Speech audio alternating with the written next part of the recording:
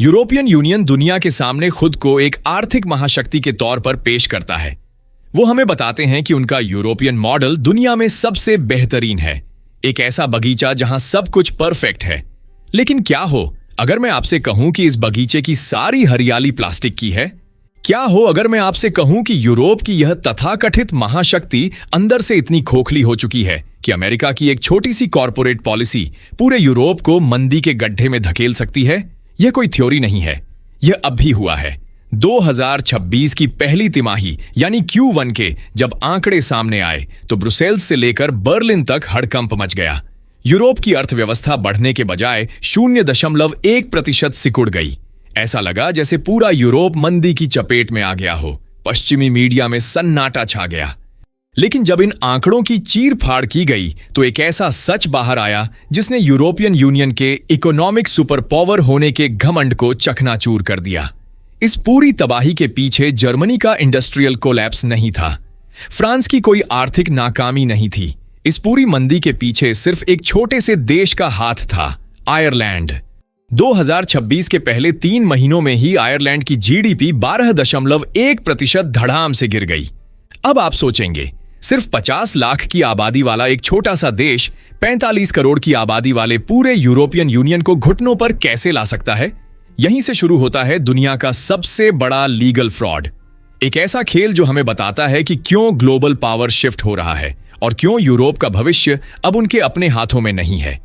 इस पूरी कहानी को समझने के लिए आपको यूरोप की कागजी अर्थव्यवस्था का असली खेल समझना होगा। सालों से पश्चिमी देश भारत और विकासशील देशों को फ्री मार्केट और फेयर ट्रेड का ज्ञान देते आए हैं, लेकिन खुद बैकग्राउंड में क्या कर रहे हैं? इन्होंने आयरलैंड को दुनिया की बड़ी बड़ी मल्टीनेशनल कंपनियों, खासकर अमेरिका की बिग फार्मा कंपनियों के लिए एक बहुत बड़ा टैक्स हेवन बना दिया है। अमेरिका में कॉर्पोरेट टैक्स आसमान छूता है, लेकिन आयरलैंड कहता है हमारे पास आओ, हम तुमसे सिर्फ 12.5% टैक्स लेंगे। नतीजा, अमेरिका की बड़ी कंपनियां अपनी दवाएं और प्रोडक्ट्स आयरलैंड में मैन्युफैक्चर करती हैं और फिर ट्रांसफर प्राइसिंग नाम की एक लीगल अकाउंटिंग ट्रिक के जरिए अपना दुनिया भर का सारा मुनाफा आयरलैंड की बैलेंस शीट पर दिखा देती है। इससे उनका अरबों डॉलर का टैक्स बच जाता है। यानी आयरलैंड की जो जीडीपी हमें रॉकेट की तरह आसमान छूती हुई दिखाई देती है, वह असल में वहां के आम आदमी की तरक्की नहीं है। वहां कोई नई क्रांति नहीं आ रही है। यह सिर्फ और सिर्फ विदेशी कंपनियों की टैक्स चोरी और अकाउंटिंग का खेल है। और सबसे बड़ी विडंबना देखिए, यूरोपियन यूनियन इसी कागजी ग्रोथ को अपनी तरक्की मानकर पूरी दुनिया में अपनी पीठ थपथपाता रहता है। वो इन झूठे आंकड़ों को दिखाकर कहते हैं, देखो हमारी इकोनॉमी कितनी मजबूत है। लेकिन जब आप अपनी अर्थव्यवस्था की नींव दूसरे देश की कंपनियों के टैक्स लूप होल्स पर रखते हैं तो आपकी डोर आपके हाथ में नहीं होती। इस खेल में असली ट्विस्ट आया साल 2025 में, जब अमेरिका ने यह धमकी दी कि वो बाहर से आने वाली दवाओं पर भारी टैरिफ या टैक्स लगाने वाला है। तो इन अमेरिकी फार्मा कंपनियों की रातों की नींद उड़ गई। अपना प्रॉफिट बचाने के लिए इन कंपनियों ने पागलों की तरह अंधाधुंध तरीके से आयरलैंड से अमेरिका माल भेजना शुरू कर दिया। रातों रात फैक्ट्रियों की शिफ्ट डबल हो गई। इस जल्दबाजी और रिकॉर्ड तोड़ एक्सपोर्ट की वजह से 2025 में आयरलैंड की जीडीपी अचानक 8.8% ऊपर भाग गई। अब यहां यूरोपियन यूनियन का पाखंड सुनिए। आपको जानकर हैरानी होगी कि 2025 में पूरे यूरोप की जीडीपी में जो टोटल ग्रोथ दिखी, उसका 40% हिस्सा अकेले इसी खोखले एक्सपोर्ट की वजह से था। ईयू के बड़े बड़े नेताओं ने प्रेस कॉन्फ्रेंस की, इसे अपनी बड़ी जीत बताया, दुनिया को ज्ञान दिया कि देखो हम कैसे बाउंस बैक करते हैं। लेकिन असल में यह यूरोप की कोई जीत नहीं थी, यह सिर्फ अमेरिका की कंपनियों के डर का नतीजा था। और हम सब जानते हैं कि झूठ की उम्र बहुत छोटी होती है। 2026 की शुरुआत तक आते आते अमेरिका में टैक्स लगने का वो डर खत्म हो गया। पॉलिसी बदल गई। अमेरिकी कंपनियों को समझ आ गया कि अब रातों रात माल भेजने की कोई हड़बड़ी नहीं है। और फिर वही हुआ जिसका डर था। जैसे ही यह नकली एक्सपोर्ट रुका, आयरलैंड की जीडीपी ताश के पत्तों की तरह ढह गई। 2026 की पहली तिमाही में सीधा 12.1% का क्रैश। अब आइडियली यूरोप जैसी महाशक्ति को इस झटके को सह लेना चाहिए था, लेकिन वो सह नहीं पाए। क्यों? क्योंकि यूरोप के जो असली औद्योगिक इंजन थे, जैसे जर्मनी और फ्रांस, वो पहले से ही ठप पड़े हैं। उनके पास इस गिरावट को संभालने की कोई ताकत बची ही नहीं थी। नतीजा, एक छोटे से देश में अमेरिकी कंपनियों ने अपना काम थोड़ा धीमा किया और पूरा का पूरा यूरोपियन यूनियन मंदी की कगार पर आकर खड़ा हो गया। यह कोई मामूली घटना नहीं है, यह ग्लोबल इकोनॉमिक ऑर्डर के लिए एक बहुत बड़ा अलार्म है।